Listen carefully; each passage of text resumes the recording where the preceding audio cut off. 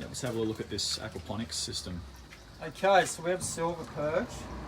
This is a tank. It's only a small system, but it does me. There's about 20 silver perch in there. Yeah. If I go to the back, you'll see the little guys come over, I'm sure. A little bit shy. Yeah, fellas? No, they're not. Oh yeah, there's one. Yeah, so there's about 20 in there at the moment. Yep. So these guys, they're about 6 months old.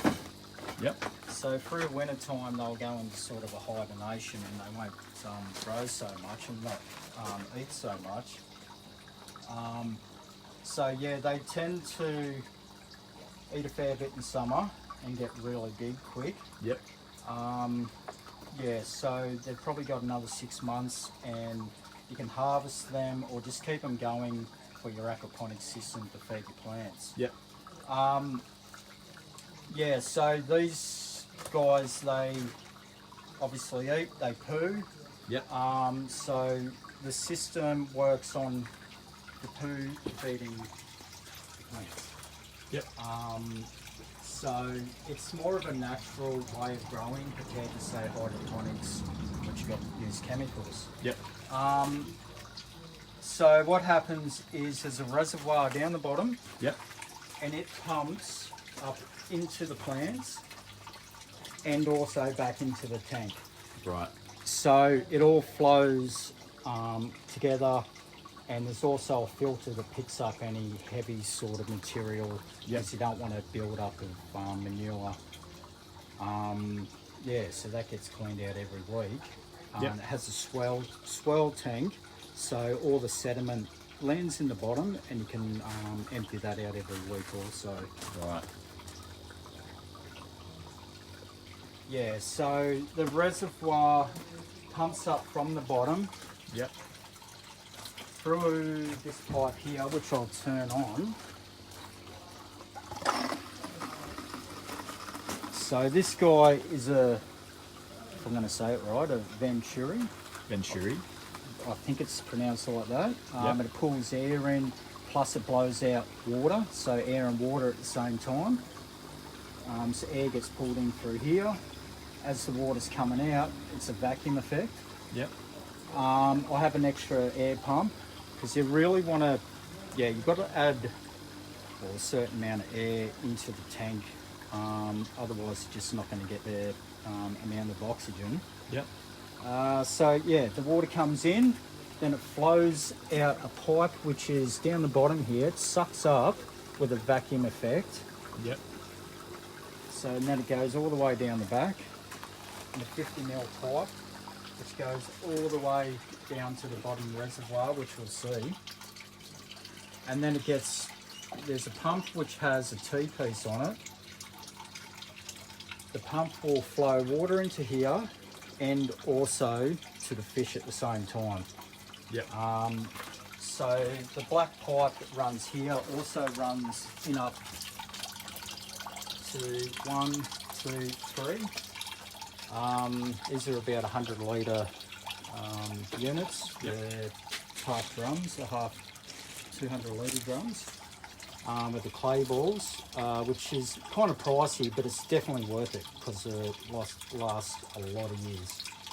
And this stops the water from evaporating and holds it in place? Yeah, in summertime you definitely want shade cloth over because that will dry out quick. But what happens is it's a flood and drain system. It comes in through the inlet. Then over here you'll see this is called a bell siphon. Yep. So it'll fill up 50mm under the clay balls. Then when it gets to that level, this bell siphon will release the water. Yep. And it'll flood back down to the reservoir. So it is up and down fluctuating, let's say every half an hour. Yep. So what it does, it aerates the roots. Because if you were to have just constant water in there, obviously it's going to cause a lot of problems with the root structure. Yep. Yeah, so flood and drain system. Yeah, there's also a couple of additives I put in, but they're a natural additive. It's potassium, iron, and calcium. Yep. Because if you didn't have that with the fish manure, you're going to have deficiencies. Yep. So nitrogen comes from the fish compost. Yep. Yeah. That's really cool. So that's that. There's 1, 2, 3, 4, 5, 6 beds there. Then there's a larger bed down the bottom, which is an IBC container cut. Well, that's about, I don't know, 25% of the IBC container. And this is the other 75% where you flip this guy on top after cutting it. Yep. So this is the reservoir, which there's the pump down there with the T-piece. So this guy, he gets fed. That one goes up to the top, which goes into the garden. Lifts back up. Yep. Yeah. And this is the swell tank. Yep. So there's that 50mm pipe that I was talking about that was up the top. He comes into here. The pipe comes up to here and then it releases the water out. Yep. And any sediment sits at the bottom. This guy you let out each week and you can collect that sediment. Right. So you're not clogging up the system. And use that as fertilizer if you need to. You could also sit it in a drum with a bubbler. Yep. And you bubble it for about a month and then you can put it back into your system. Right. So that's an option I'm going to take at one point. So then you're putting the minerals back in, you're not taking away too much. Yep. Yeah, so we just put in new baby basil. Very good. We got a big harvest of basil about a month ago. Yep. Made up a heap of pesto and all the different spinaches. Nice. We can grow all year round. Yep. And how do the yields of this compare to just growing in soil? Oh, much quicker. I'd probably say, like, you'd be cutting off, like it grows 75% quicker. Is that? Yeah, so you're taking off about 25% of growing time. Wow. Yeah. Yep. That's what I found. Because the lettuces we put in are only like 2 weeks old and they're only just an inch in height. Yep. So very quick. And it all looks very green and very healthy.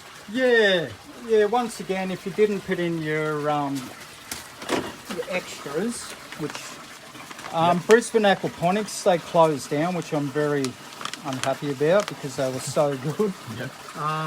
So that's the iron form. Yep. I do have the potassium form. So yeah. that's your potassium form.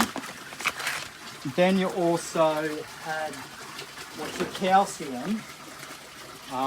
It's a lime. Yep. So yeah, you put those in. Like I'll put this in one day, and then the next day I'll put the calcium in. The iron, you just got to check the iron levels. Right. So you don't put that in all the time. But I've got a little iron tester, which I check out every week. Yeah. And also you have with your aquaponics, there's a thing with fish health. You've got to put a certain amount of salt in your system. Right. And you can buy a salt meter. So you just put the water, like a dot of water on there, and you just look through the eyeglass and it'll give you the parts per million. Yep. So definitely through winter I found you had to do that, a lot of salt. Well, I don't say a lot of salt, not much salt, it's only like a cup here and there or something. Because they can get like a disease more so through winter I found, like an algae on their skin. Yep. Yeah, I don't know what it is, but I haven't looked right into it. Yeah. So have you found that's the hardest thing to get right, is the nutrient levels and making sure everything's in balance? Definitely. If I didn't have help from a show, Rob Bob, I would have had many problems. I wouldn't have been able to do what I do. Yep. I wouldn't have been able to figure it out myself, that's for sure. Yep. Yeah. Yeah, because as soon as you miss out on your potassium for a couple of weeks, you'll just see a mass amount of different on the edges of the plants. Which you can see these are coming beautiful. Yeah, definitely. The beetroot, what do you see? And over there, that's the golden beetroot. They love the system. Like, I never thought I'd be able to grow beetroot in here. I thought they'd rot out. So, yeah, such a good winner. You more so just grow your leafy greens. You don't really go a lot of fruiting plants unless you want to put a lot of potassium into there. I did grow tomatoes, they went great, but you're just spending more money. Yep. Using the potassium. So just go to leafy greens for sure. Yep. Yeah. Yeah, cool. Yeah, and when you go your flowering plants, you more so want to do your hydroponics, which that's a different system. If we go and have a look at that one.